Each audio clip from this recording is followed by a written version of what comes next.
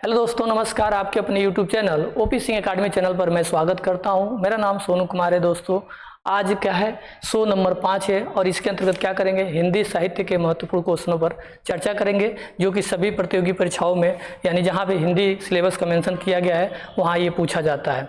ठीक ना। तो चलिए, और क्वेश्चन नंबर जो होगा आपके सामने पहला होगा और आप इसका क्या करें, आंसर जरूर बताएं। ठीक ना। पहले क्वेश्चन का जवाब क्या होगा, आप इसका आंसर जरूर बताएं। देखिए, पहला क्वेश्चन ये है कि भारतीय संविधान में किस भाषा को राजभाषा के रूप में स्वीकार किया गया है। ठीक ना। तो ये देखिए, राजभाषा से संबंधित ये क्वेश्चन पूछा गया है और ये पॉलिटी का भी क्वेश्चन है और हिंदी में भी इसको पूछा जाता है। ठीक ना। तो देखिए, सबसे पहले ऑप्शन आपके सामने दिखाई दे रहा है दोस्तों, अंग्रेजी, बी उर्दू है, सी हिंदी और डी तमिल। तो सबसे पहले देखिए, इसको राजभाषा पढ़ने से पहले एक बार जरूर ध्यान दीजिएगा, क्या 14 सितंबर, क्या बच्चे 14 सितंबर याद रखिएगा, 14 सितंबर। ठीक ना। क्या याद रखना है आपको, 14 सितंबर याद रखना है। 14 सितंबर आपको याद रखना है। ठीक ना।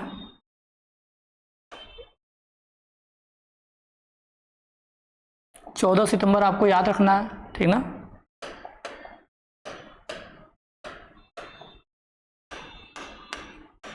चौदह सितंबर 1949। इस दिन जानते हैं क्या किया गया था, इस दिन ना संविधान सभा के द्वारा क्या किया गया था बच्चे, संविधान सभा के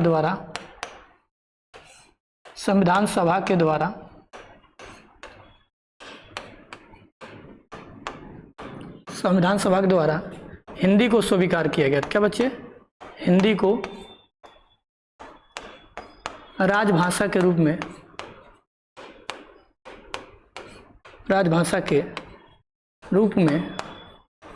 स्वीकार किया गया था।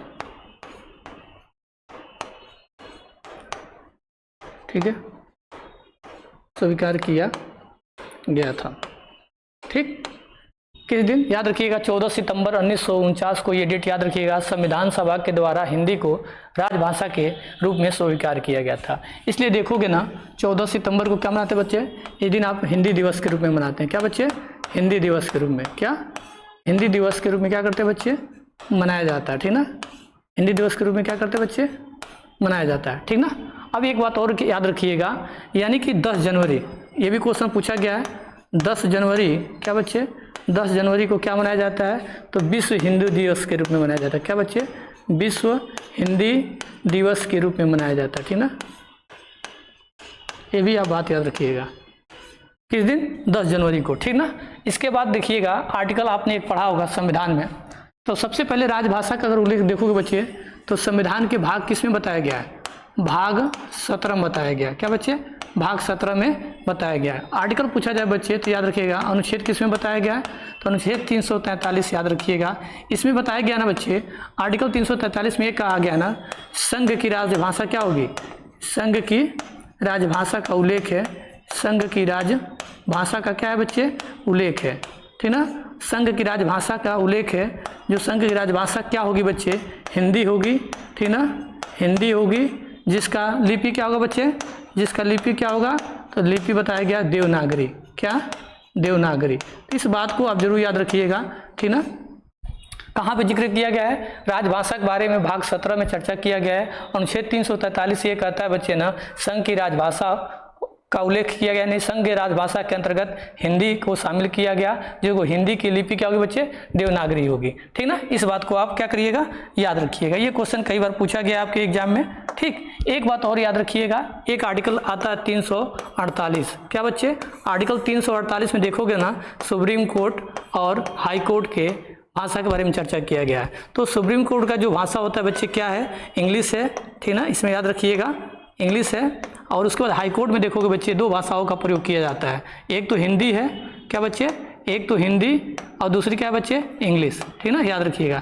लेकिन सुप्रीम कोर्ट में आप कोई भी फाइल क्या करते हो, दायर करते हो, तो उसमें क्या करना पड़ेगा बच्चे, इंग्लिश में ही सारा ये बताना पड़ेगा। जो भी केस आप देखते हो, वकील जो लड़ते हैं हिंदी में रहता है, उसको ट्रांसलेशन किस में करते हैं, इंग्लिश में करके और बात करते हैं। ठीक ना। तो इस बात को याद रखिएगा। क्या 14 सितंबर 1949 को संविधान सभा के द्वारा हिंदी को राजभाषा के रूप में स्वीकार किया गया था और क्या कहते हैं बच्चे, 14 सितंबर को क्या मनाते हैं, हिंदी दिवस के रूप में मनाते हैं। एक डेट और याद रखिएगा, क्या बच्चे, 10 जनवरी को क्या मनाते हैं, विश्व हिंदी दिवस के रूप में मनाया जाता है, ठीक ना। उसके बाद से राजभाषा का उल्लेख संविधान के किस भाग में है बच्चे, तो भाग 17 में है। अनुच्छेद किस में बच्चे, 343 में है। और 343 में कहा गया है ना, संघ की राजभाषा हिंदी होगी, जिसका लिपि क्या होगा बच्चे, देवनागरी होगा, ठीक ना। एक आर्टिकल और याद रखिएगा 348, जिसमें सुप्रीम कोर्ट और हाई कोर्ट के लैंग्वेज की बात किया गया है, जो कि सुप्रीम कोर्ट का लैंग्वेज क्या है बच्चे, याद रखिएगा इंग्लिश है, और हाई कोर्ट का क्या है बच्चे, हिंदी और इंग्लिश है, ठीक ना। इस बात को याद रखिएगा। चलिए, जब इस पे चर्चा हम कर दिए हैं तो कुछ महत्वपूर्ण भाग जो है आप जरूर लिख लें, ठीक ना। क्या बच्चे, कुछ महत्वपूर्ण भाग लिख लें जो कि आपके एग्जाम में पूछे तो आप यहाँ से भी क्या कर सकते हैं, क्वेश्चन को बना सकते हैं। जैसे मैंने क्या लिखा बच्चे, भाग आप याद रखिएगा, क्या, भाग 15। तो भाग 15 में क्या बताया गया बच्चे, तो भाग 15 में बताया गया है निर्वाचन आयोग, क्या बच्चे, निर्वाचन आयोग का उल्लेख है। किस भाग में बच्चे, भाग 15 में, ठीक ना। बात समझ आ गया। भाग 20 में क्या है बच्चे, तो याद रखिएगा भाग 20 में क्या है, संविधान संशोधन है, क्या बच्चे, संविधान संशोधन है। और ये संविधान संशोधन का प्रक्रिया कहाँ से लिया गया बच्चे, आप कमेंट कर सकते हो। संविधान संशोधन के बारे में क्या किया गया बच्चे, बताया गया, ठीक ना। बात समझ आ गया। और ये संविधान संशोधन का जो आर्टिकल का प्रावधान है, किस आर्टिकल में बच्चे, संविधान संशोधन के बारे में किस बताया गया आर्टिकल में, तो 368 जरूर याद रखिएगा, ठीक ना। अभी आप बता सकते हो बच्चे, भाग 17 हो गया, भाग 15 हो गया, भाग 20 हो गया। ये जो आर्टिकल है ना, बहुत बार आपसे पूछा जाता है, ठीक ना। और आप एक भाग और याद रखिएगा जो बच्चे बहुत बार पूछा गया है, भाग 3 याद रखिएगा। इसमें क्या बताया गया बच्चे, मौलिक अधिकार का जिक्र किया गया है, क्या बच्चे, मौलिक अधिकार का जिक्र किया गया है, क्या बच्चे, मौलिक अधिकार का जिक्र किया गया है। भाग 4 में क्या बताया गया बच्चे, ये भी याद रखिएगा। तो भाग 4 में बताया गया क्या बच्चे, राज्य के नीति निर्देशक तत्व, राज्य के नीति निर्देशक तत्व के बारे में क्या किया गया है, नीति निर्देशक तत्व के बारे में बताया गया है, ठीक ना। ये भी याद रखिएगा, ठीक है, जिसको DPSP बोलते हो। 4 में क्या है बच्चे, ये भी याद रखिएगा। यानी कहने मतलब कि भाग 4 में क्या बताया गया है, इस बात को याद रखिएगा। 4 में बताया गया क्या बच्चे, मौलिक कर्तव्य, क्या बच्चे, मौलिक कर्तव्य के बारे में चर्चा किया गया है, ठीक ना, याद रखिएगा। ये कब जोड़ा गया था बच्चे, तो याद रखिएगा 42वें संविधान संशोधन 1976 के माध्यम से जोड़ा गया था। किसके सिफारिश पे बच्चे, तो शोर सिंह के सिफारिश पे इसको जोड़ा गया था, ठीक ना। तो देखिए कुछ महत्वपूर्ण क्वेश्चन है, अगर यहाँ से पॉलिटी से एक क्वेश्चन पूछेगा तो आप आसानी से कर सकते हो। और आपको पता है कि भाग से बहुत बार क्वेश्चन पूछा गया है। तो इसका करेक्ट आंसर क्या हो जाएगा बच्चे, ऑप्शन नंबर जो होगा सी होगा, इसका करेक्ट आंसर हो जाएगा, ठीक ना। चलिए, अब आप लोग लिए कुछ बता दो बच्चे, आप भाग 18 में बता सकते हो क्या है, ठीक ना, भाग 18 बता सकते हो इसमें क्या है। ये आप लोग लिए हम छोड़ रहे हैं, कमेंट करके जरूर इसका आंसर आप लोग बताएं। चलिए आगे क्वेश्चन पर चर्चा करें, आगे क्वेश्चन पर चर्चा करेंगे। यानी क्वेश्चन नंबर 2 क्या कह रहा है, देखिए क्वेश्चन नंबर 2 ये कह रहा है कि कबीरदास, तुलसीदास, सूरदास आदि कौन से काल के संत कवि थे, ठीक ना। इनके काल के बारे में पूछा जा रहा है, किसके बारे में बच्चे, कबीरदास, तुलसीदास और सूरदास। यानी ये किस काल के संत कवि थे, जो कि आपके सामने 4 ऑप्शन दिखाई दे रहा है बच्चे, आदिकाल, भक्ति काल, रीति काल और आधुनिक काल। तो जो इसका करेक्ट आंसर हो जाएगा बच्चे ना, क्या हो जाएगा, ऑप्शन नंबर बी जो हो जाएगा, इसका करेक्ट आंसर हो जाएगा। देखिए यहाँ पे जब अगर कवि के बारे में पूछा है तो हम क्या करेंगे, इन चारों के काल पर बात करेंगे कि किस काल के कौन से कवि हैं, ठीक ना, किस काल के कौन से कवि हैं। तो सबसे पहले देखिए बच्चे, आदिकाल की बात मैं बोलूँ बच्चे, आदिकाल के प्रमुख कवि, तो आप हेडिंग बनाकर लिख सकते हो क्या बच्चे, आदिकाल के क्या, आदिकाल के प्रमुख कवि, क्या बच्चे, आदिकाल के प्रमुख कवि पर अगर बात करें हम तो इसको जरूर याद रखिएगा कि आदिकाल के प्रमुख कवि कौन कौन से हैं। अगर आपको पता होगा तो आप कमेंट कर सकते हो, अगर नहीं पता होगा तो कोई बात नहीं, हम तो आपको बताएंगे, ठीक ना।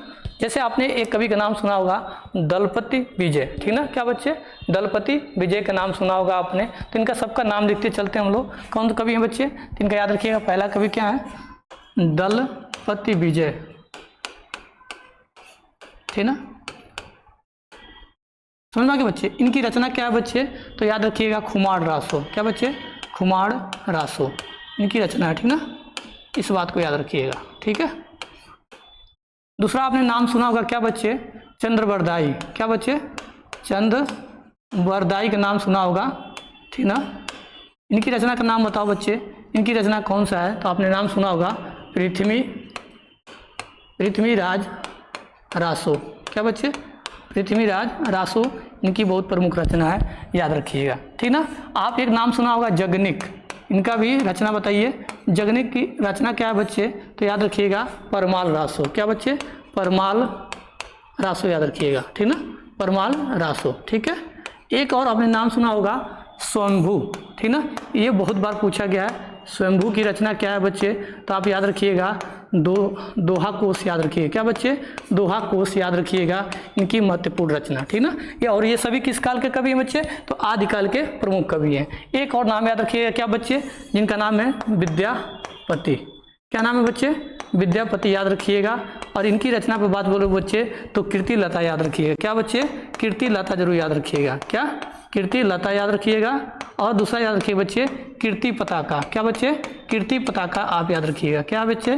कीर्ति पताका आप याद रखिएगा। ये बहुत बार पूछा गया है, पूछा जाता है कि कीर्ति लता जो है किस भाषा में लिखी गई है बच्चे? तो याद रखिएगा अवधी भाषा में लिखा गया है, ठीक ना, ठीक। और एक और आप नोट कर सकते हैं, इनका एक और है पदावली, ये भी याद करिएगा आप, ठीक ना, क्योंकि ये सभी जो मैं लिख रहा हूँ ना आपके एग्जाम में घूम घूम के ये पूछा जाता है, ठीक ना। तो देखिए यहाँ से क्या किए, आदिकाल के जो प्रमुख कवि थे उन पे हम लोग चर्चा कर लिए। इसका नामांकन की बात बोलूँ तो आदिकाल का नाम किसने दिया था, किसने क्या कहकर बुलाया था? तो याद रखिएगा सबसे पहले आदिकाल कहा था किसने? हजारी प्रसाद द्विवेदी ने कहा था। क्या बच्चे? आदिकाल कहा था, ठीक ना। उसके बाद से रामचंद्र शुक्ल ने क्या कहा था बच्चे? आप बता सकते हो। रामचंद्र शुक्ल ने इसको क्या कहा था? वीरगाथा काल का नाम दिया था, ठीक ना। तो चलिए ये तो हो गया। अब इस पर चर्चा हम कर ले बच्चे कि इसका नामांकन किसने किया था। तो नामांकन पर भी चर्चा कर लेते हैं। चलो, किसने क्या कहा था या नामांकन किस बात को जरूर ध्यान दीजिएगा, किसने क्या कहा था। तो सबसे पहले आदिकाल किसने कहा था बच्चे? तो याद रखिएगा सबसे पहले आदिकाल किसने कहा था बच्चे? आदिकाल किसने कहा था?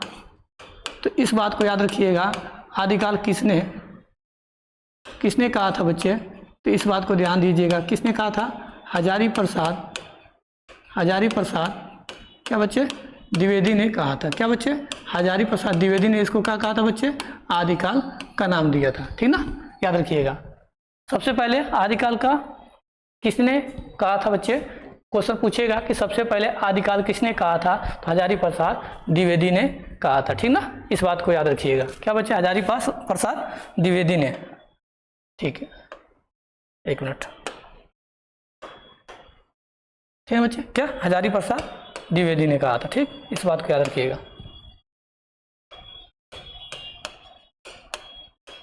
ठीक ना, चलिए पहला हो गया। इसको और क्या किसने कहा था? रामचंद्र शुक्ल ने इसको क्या कहा था बच्चे?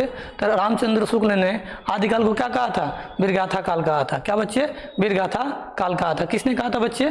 तो आप याद रखिएगा रामचंद्र शुक्ल ने कहा था, ठीक ना। और आप क्वेश्चन बता सकते हो कि मान लो इसको चाणक्य काल किसने कहा, वीर काल किसने कहा? तो अनेक लोगों ने इस पे अपना अपना मत को दिया, लेकिन याद रखिएगा वीरगाथा काल किसने कहा था? तो इस बात को याद रखिएगा, यानी कि आदिकाल को वीरगाथा काल किसने कहा था? वीरगाथा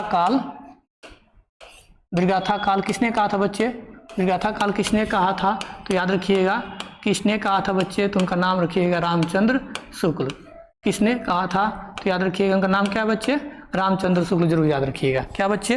रामचंद्र शुक्ल जरूर याद रखिएगा। चलिए ये मिटा देता हूँ, अगर स्क्रीनशॉट लेना है तो ले सकते हो आप लोग, ठीक ना, ठीक ना। किसने कहा था बच्चे? चलिए किसने कहा था बच्चे? याद रखिएगा रामचंद्र शुक्ल ने कहा था। क्या बच्चे? रामचंद्र शुक्ल ने कहा था, ठीक ना, याद रखिएगा। क्या कहा था बच्चे? आदिकाल को इन्होंने क्या कहा था बच्चे?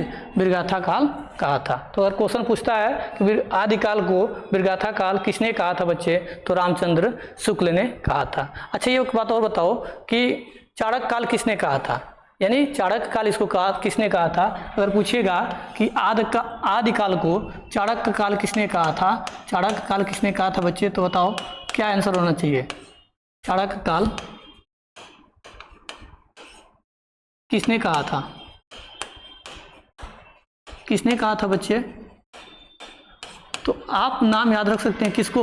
डॉक्टर ग्रियर्सन का नाम याद रख सकते हैं। किसने कहा था? डॉक्टर ग्रियर्सन ने और राजकुमार वर्मा ने इसको कहा था। क्या बच्चे? आदिकाल को चाणक्य काल कहा था। क्या कहा था बच्चे? आदिकाल को चाणक्य काल कहा था। किसने कहा था बच्चे? तो याद रखिएगा डॉक्टर ग्रियर्सन। ठीक है बच्चे? किसने कहा था बच्चे? डॉक्टर ग्रियर्सन और किसने? रामकुमार वर्मा ने। किसने कहा था बच्चे? रामकुमार वर्मा ने कहा था। किसने कहा था? रामकुमार वर्मा ने कहा था। ठीक है,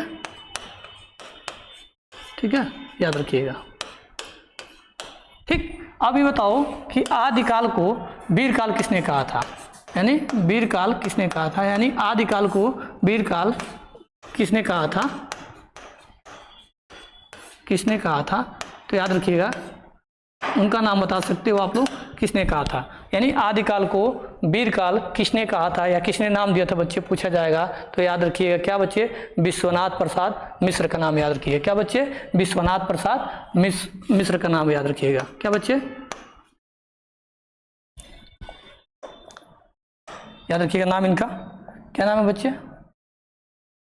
विश्वनाथ प्रसाद मिश्र। ठीक ना? विश्वनाथ प्रसाद क्या बच्चे? मिश्र याद रखिएगा, इन्होंने कहा था। ठीक ना? देखिए यहाँ से एक क्वेश्चन से कितना क्वेश्चन हम आपको बता दिए कि सबसे पहले अगर पूछेगा बच्चे कि आदिकाल का नामांकन किसने किया था, तो सबसे पहले किसने कहा था बच्चे?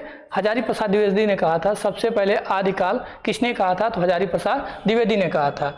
आदिकाल को वीरगाथा काल किसने कहा था बच्चे? तो रामचंद्र शुक्ल ने कहा था। आदिकाल को चाणक्य काल किसने कहा था बच्चे? तो याद रखिएगा दो लोगों ने कहा था, डॉक्टर ग्रियर्सन और रामकुमार वर्मा ने। क्या बच्चे? डॉक्टर ग्रियर्सन और रामकुमार वर्मा ने। अब देखना आदिकाल को वीरकाल किसने कहा था बच्चे? तो याद रखिएगा विश्वनाथ प्रसाद मिश्र ने कहा था। ठीक ना?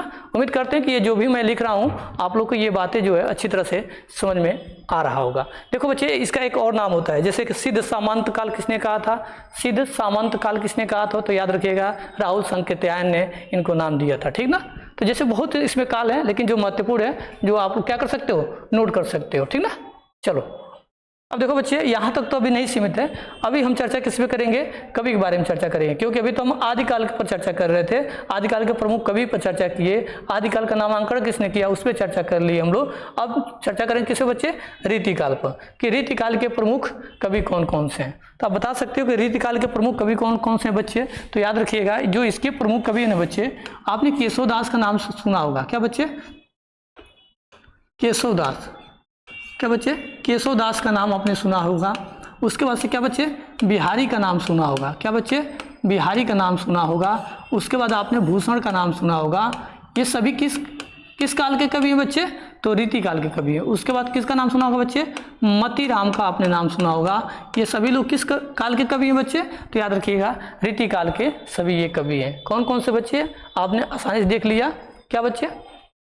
केशवदास देख लिए आप, उसके बाद से बिहारी को देख लिए, भूषण को देख लिए, उसके बाद क्या बच्चे? मतीराम पे भी आपने देख लिया। ये सभी किस काल के कवि हैं बच्चे? तो याद रखिएगा ये सभी जो कवि हैं किस काल के बच्चे? तो रीतिकाल के कवि हैं। ठीक ना?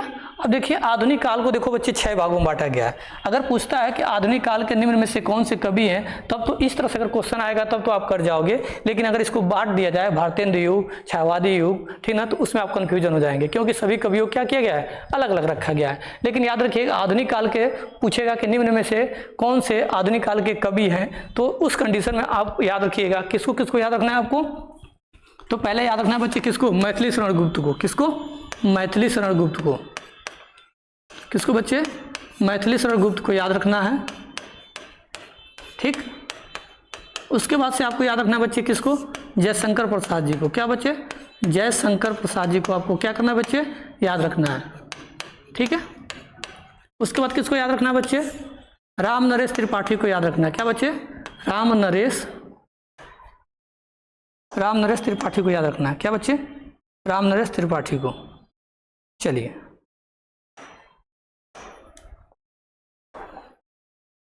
किसको याद रखना है? राम नरेश त्रिपाठी को।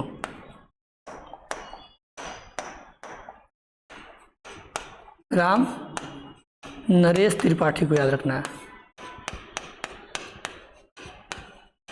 ठीक ना। उसके बाद किसको याद रखना बच्चे, तो महादेवी वर्मा को आपको याद रखना है। क्या बच्चे, महादेवी वर्मा जी को आपको क्या करना है बच्चे, याद रखना है। ये सभी किस काल के कवि हैं, तो आपसे पूछा जाएगा तो आधुनिक काल के ये सभी क्या हैं, कवि हैं। एक नाम और नोट करिए बच्चे, क्या नाम याद करना बच्चे, सुभद्रा, सुभद्रा कुमारी चौहान, सुभद्रा कुमारी चौहान को आपको याद रखना है, ठीक ना बच्चे। ये भी किस काल के कवि हैं, तो याद रखिएगा आधुनिक काल की इनको भी कवि में रखा गया है, ठीक। उसके बाद फिर कोई नाम तो अब नहीं है। अगर आपको कोई याद होगा तो इसके बाद आप कमेंट कर सकते हैं, ठीक ना। राजकुमार वर्मा को भी आप क्या कर सकते हो बच्चे, रख सकते हो, किसमें, इसी में रख सकते हो, राजकुमार वर्मा, इनको भी क्या कर सकते हो बच्चे, राजकुमार वर्मा को भी क्या कर सकते हो बच्चे, आप रख सकते हो। तो ये जो कुछ प्रमुख कवि हैं जो किस काल के कवि बच्चे, आधुनिक काल के कवि हैं, ठीक ना। कौन कौन से, मैथिली गुप्त हैं, जयशंकर प्रसाद जी हैं, राम नरेश त्रिपाठी हैं, महादेवी वर्मा है, सुभद्रा कुमारी चौहान है, उसके बाद से राजकुमार वर्मा है, ठीक ना। तो इस तरह से क्या करिएगा बच्चे, आप जरूर याद रखिएगा, ठीक ना। चलिए देखिए, इस तरह से हम लोग चर्चा कर लिए। तो जो देखिए यहाँ पे पूछा गया क्वेश्चन कि कबीरदास, तुलसीदास, सूरदास किस काल के कवि हैं बच्चे, तो आपको याद रखना है क्या बच्चे, भक्ति काल के ये सभी लोग क्या हैं, कवि हैं। देखिए सभी पर चर्चा कर लिए। अब कोई भी आपसे यहाँ से क्वेश्चन अगर कहीं से भी पूछा जाए तो आप नहीं भूल सकते हो। चलिए स्क्रीनशॉट लेना है तो ले सकते हैं, नहीं तो चलते हम आगे, ठीक है। चलिए अब क्वेश्चन नंबर 3 क्या कह रहा है बच्चे, क्वेश्चन नंबर 3 पर आप चर्चा करेंगे। कहा गया है कि आधुनिक हिंदी गद्य का जन्मदाता किसे कहा जाता है, ठीक ना। किसे कहा जाता है बच्चे, आपके सामने 4 ऑप्शन है, ठीक ना। अमीर खुसरो, देखिए यहाँ पे ये गलत लिखा हुआ है, ठीक ना, लिख सकते हैं आप लोग क्या, अमीर, ठीक ना, अमीर खुसरो, ठीक ना। उसके बाद से भारतेंदु हरिश्चंद्र, गंगा कवि, जयशंकर प्रसाद। तो जो इसका ऑप्शन नंबर जो होगा बच्चे क्या हो जाएगा, ऑप्शन नंबर बी जो हो जाएगा करेक्ट आंसर हो जाएगा। ये क्वेश्चन बहुत बार पूछा गया है तो आपको भूलना नहीं है और इन सभी क्वेश्चनों को क्या करना है, आपको याद रखना है, ठीक है। चलिए आगे क्वेश्चन पर चर्चा करेंगे। क्वेश्चन नंबर 3 पे, 4 पे, सॉरी, क्वेश्चन नंबर 4 पे चर्चा करेंगे, ठीक है। क्वेश्चन नंबर 4 क्या कहता है बच्चे, याद रखिए। देखिए जितने भी हम बता रहे हैं ना आपको, आप अपने कॉपी में नोट करते रहिए, ये सभी बहुत महत्वपूर्ण है, ठीक ना। देखिए 4 नंबर क्वेश्चन कह रहा है कि जयशंकर प्रसाद जी की पहली कहानी कौन सी थी, ठीक ना।